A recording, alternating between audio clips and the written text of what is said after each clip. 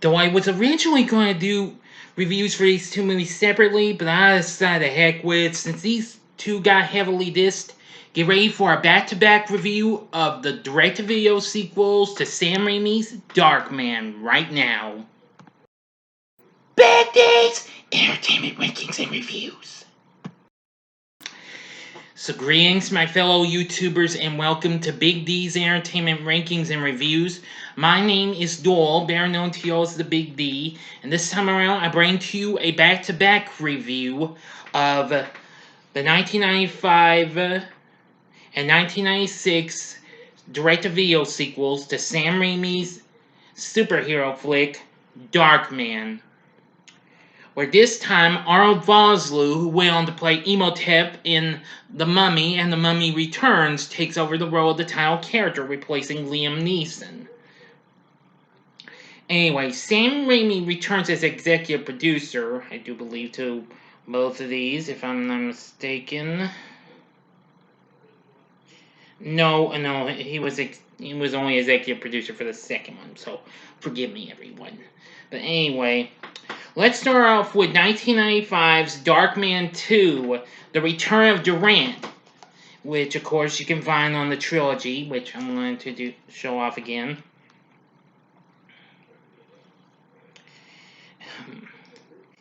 Now, actually, this actually was originally intended to be the final movie, but this and the follow-up, the third one, Darkman Die, were switched. Their releases were switched. Now, the film was originally produced a year before this, in 1994, from Universal Studios in Canada, and then got released in North America and what have you on July of 1995, almost 5 years after the original movie came out. Anyway, Arnold Vosloo is now playing the title character, aka Dr. Peyton Westlake. Now, Larry Drake, however, returns as the main antagonist, Durant. Robert G. Durant, that is. Now, I'm going to try not to spoil all of this, okay? I'm just going to give you the heads up and what have you. Now, let me see now. Well, scientist Peyton Westlake has relocated to a deserted building connected to an abandoned subway track and continues to work on a synthetic skin cell formula funding his research by stealing from criminals. And his synthetic skin still has a 99-minute time frame before light causes it to break down, and continues to search for a way to solve the problem. Now, it had been some years after he took out crime boss Robert G. Durant. Or so he thought. He has awakened from a coma. So apparently he somehow survived the helicopter crash. And now he and some new goons of his break out a prison inmate named Alfred Hathaway and use his scientific knowledge to build a futuristic particle beam weaponry in order to gain power in the criminal underworld. Westlake, however, befriends a scientist named David Brinkman, who is also working on what he's working on. And he manages to break past the 99-minute photosensitivity reaction that causes Westlake's skin to break down in light. But however, after refusing an offer from Durant's men to buy his building, they eventually torture Brinkman and kill him. Now, let's see.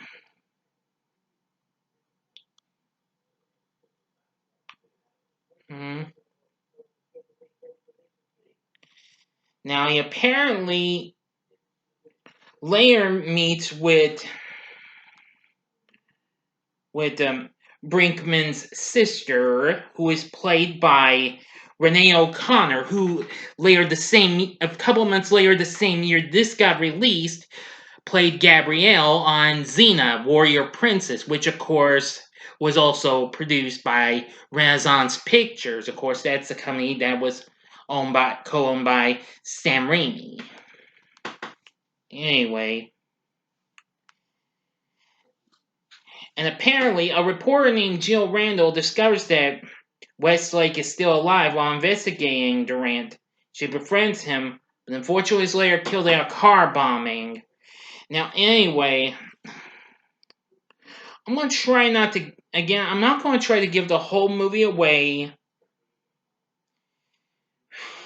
but I can tell you this, that, well, Westlake, aka Darkman, is trying to do what's best to try and, well, get David's sister Laurie to understand and what have you, and help him out in this. Now again, I'll try not to spoil everything, but I will tell you that while this movie does have a bit of kind of sometimes cheesy, silly dialogue and what have you, I will tell you that the film is okay good and what have you, so I'd say it's worth a watch. I mean, while we may not have Liam Neeson back, they reused some footage from the first movie, but replacing Vosloo in the place of Neeson. Yeah. But anyway, now the confrontation with Durant and his goons at the end is definitely pretty cool. Especially once they have that particle weapon fixed up and what have you. And boy, let me tell you, it's intense. Yep. But anyway. But he gets them, but I won't tell you how that goes. But Darkman vows to continue working on his formula and what have you, and fight against crime and injustice in the last few seconds. But that's all I'm telling you about that ending, okay? You want to see how that ending goes? Watch the movie. I mean, if you're not too thrilled with, well, you don't have to take my word for it. I'm just saying you should check out. I liked it a little bit for certain reasons because Arnold Vosloo, who may not be as good as Liam Neeson, but he does his extreme best though. Now Larry Drake, on the other hand, definitely really good, like he was in the first movie, almost. And let's see. Oh yeah, Renee O'Connor. I almost didn't know who that was until I did my research, and I found out that was Gabrielle from Xena, which came out, which I've already mentioned. Yes, I used to watch Xena a few times. Not as much as I wanted to, but I liked that show because but it was because of Lucy Lawless, though. Oh, but enough about Xena. But Darkman 2, The Return of Durant, I'm going to say, is worth giving one try. Okay, if you're not satisfied, well, I can't say I didn't try. Now, let's go onward to the next one, which is 1996's Darkman III. Darkman Die. Now, of course, like I mentioned, this was originally to be the second movie.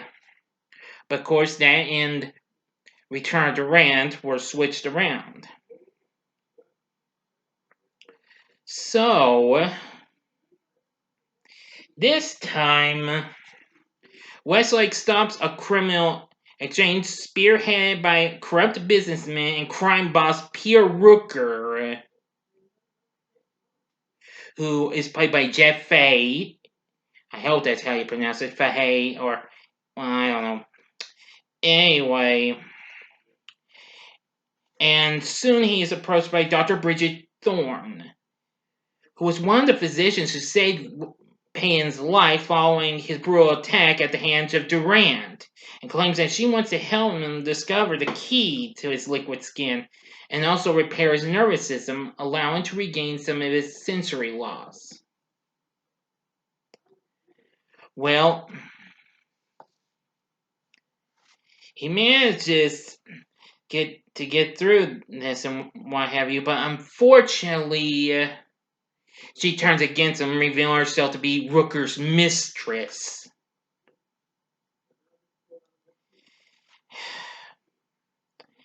And apparently, she and Rooker are planning to use Westlake as a guinea pig to unlock the secrets behind his strength. He's capturing his liquid skin sample and research are taken. but it has an electrical shock device implanted in its body and is put through a series of tests. Eventually, he manages to remove it and escape Rooker's grasp. Meanwhile, he's trying to learn more and encounters his wife Angela and her young daughter Jenny. He eventually develops feelings for the two. He wants to protect them, but, well, they're just a little, I don't know.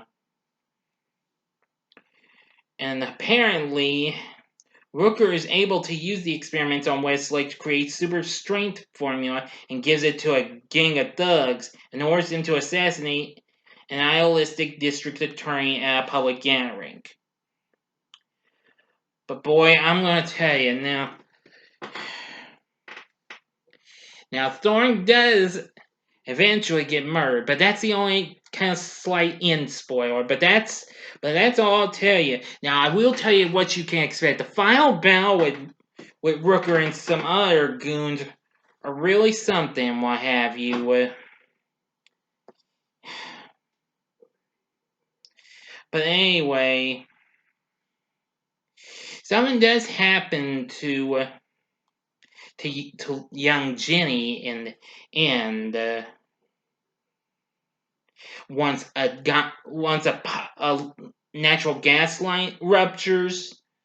But again, that's the only other ending, slight ending spoiler I'm going to get. But that's all I'm going to say. But he does take out Rooker in a really, wow, shocking way, or something like that. Well, maybe not shocking way, but shredding way, that is. So, would I recommend this one? Well, again, like Return of Durant, give this one try. And if you're not satisfied, well, I can't say I didn't try. Rooker is an okay villain, but not as good as Durant, though, okay? Oh, wait a minute. I made a slight error. Sam Raimi is executive producer for this. Ugh, I misread my source, his lines and what have you, so my mistake. Anyway, yeah.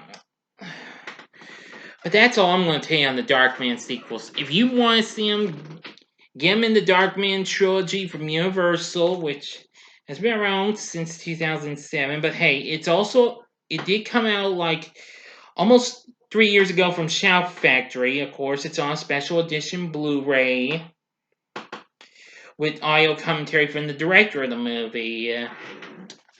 But anyway, I'm just glad I was lucky to have gotten the Darkman trilogy.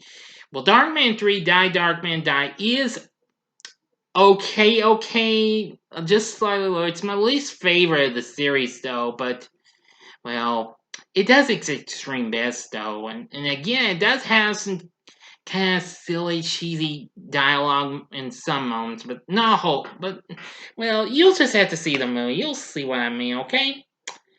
But anyway, what did you think of the Darkman sequels? Do you like them, or do you hate them, or do you like one of them? Which one? Return of Durant or Darkman Die?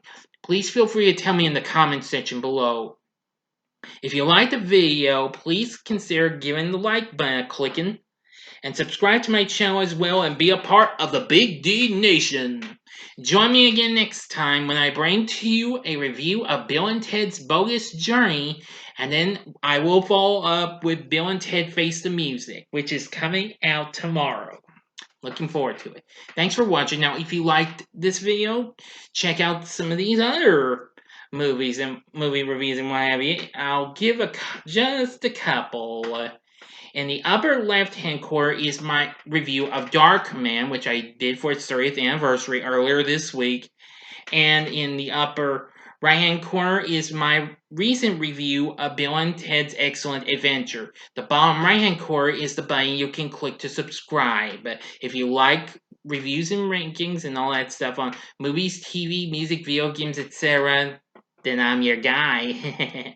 Oh, sorry, I was sorry. Thanks for watching. Until next time, I'm the Big D saying, see ya.